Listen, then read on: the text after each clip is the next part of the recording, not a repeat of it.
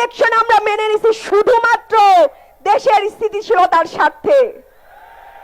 কিন্তু শহীদের রক্তের সাথে বেইমানি করবেন, জুলাই সনদের সাথে বেইমানি করবেন, গণভোটের সাথে বেইমানি করবেন, সেইটা বাংলাদেশের জনগণ মেনে নিবে না।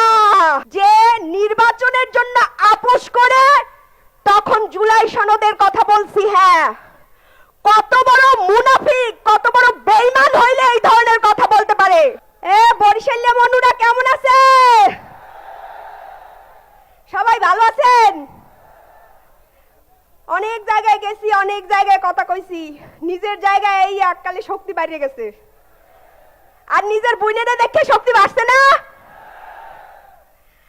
সবাইকে আসসালামু আলাইকুম। হাজার হাজার ছেলেরা জীবন দিছে না? এই সরকার সেই রক্তের উপর দাঁড়ায় আছে। অথচ এখন তারা সংস্কারের কথা আর বলে না। এই যে বরিশালের দেয়ালে দেয়ালে গ্রাফিতিতে লেখা ছিল সংস্কারের কথা, রক্ত দিয়ে আমাদের ভাইরা সেই সংস্কারের কথা লিখে গেছে। এখন সংসদে দাঁড়ায় সালাউদ্দিন সাহেব বলে যে নির্বাচনের জন্য আপোষ করে তখন জুলাই সনদের কথা বলছি, হ্যাঁ, কত বড় মুনাফিক, কত বড় বেঈমান হইলে এই ধরনের কথা বলতে পারে। যারা নির্বাচনের জন্য আপোষ করে সনদের হ্যাঁ বলছে, তারা কত বড় প্রতারক সেটা আমরা 90-এর গণঅভ্যুত্থানের পরেই দেখছি। এই 90-এর গণঅভ্যুত্থানে তারা ফেল করছে, তার পরিপ্রেক্ষিতে 1-11 আনছে। সেই 1-11-র পরে 15 বছরের ফ্যাসিবাদী শাসন উপহার দিছে।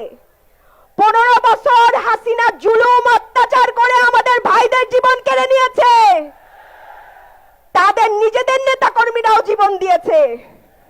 কিন্তু সেই সব নিয়ে তাদের এখন আর মাথা ব্যথা নাই। কি নিয়ে মাথা ব্যথা? ক্ষমতা। কেমনে ক্ষমতায় থাকবে, কেমনে টেম্পো স্ট্যান্ড দখল করবে, কেমনে চাঁদাবাজি করবে, কেমনে গুম খুন অত্যাচার করবে। ওনারা বোধহয় ভুলে গেছেন এটা জুলাইয়ের পরের বাংলাদেশ, রক্ত দিয়ে লেখা বাংলাদেশ। এই বাংলাদেশে আর এই অত্যাচারের রাজনীতি চলবে না। ইলেকশনের কথা আমরা ভুলি নাই, ইলেকশনে কি করছেন সেটা ভুলি নাই, রামদানিয়া দাঁড়ায় দাঁড়ায় ভোট কেন্দ্র দখল করছেন ভুলি নাই। কেন মেনে নিছি জানেন?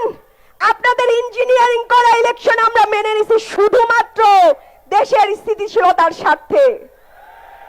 কিন্তু শহীদের রক্তের সাথে বেইমানি করবেন, জুলাই সনদের সাথে বেইমানি করবেন, গণভোটের সাথে বেইমানি করবেন, সেইটা বাংলাদেশের জনগণ মেনে নিবে না।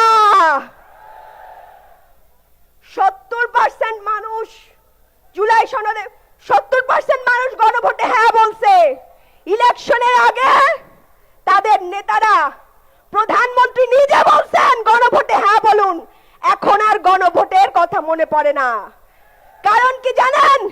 সংস্কার হলে দেশে কল্যাণ রাষ্ট্র হবে, তখন আর চাঁদাবাজি করে খাওয়া যাবে না। এজন্য আজকে সংস্কারের বিপক্ষে দাঁড়িয়ে গেছে।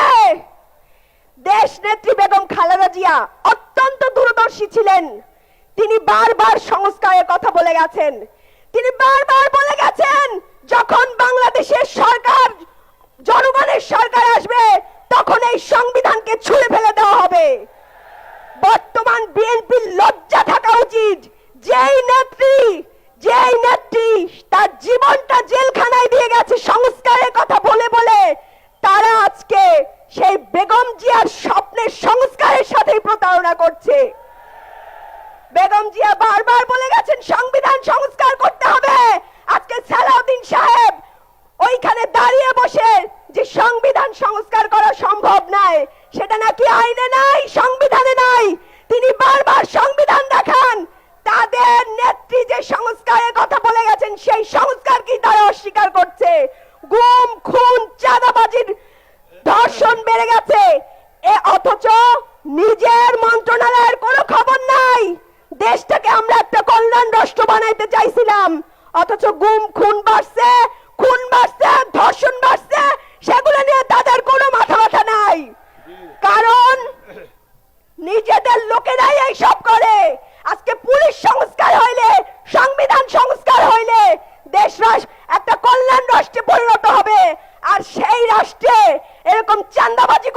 যাবে না, আজকে সংস্কারের বিপক্ষে দাঁড়িয়েছে।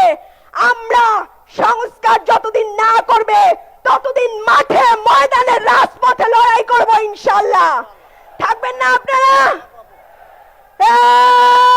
ইনকিলাব ইনকিলাব ইনকিলাব ইনকিলাব ইনকিলাব ইনকিলাব, নারে তাকবীর, নারে তাকবীর।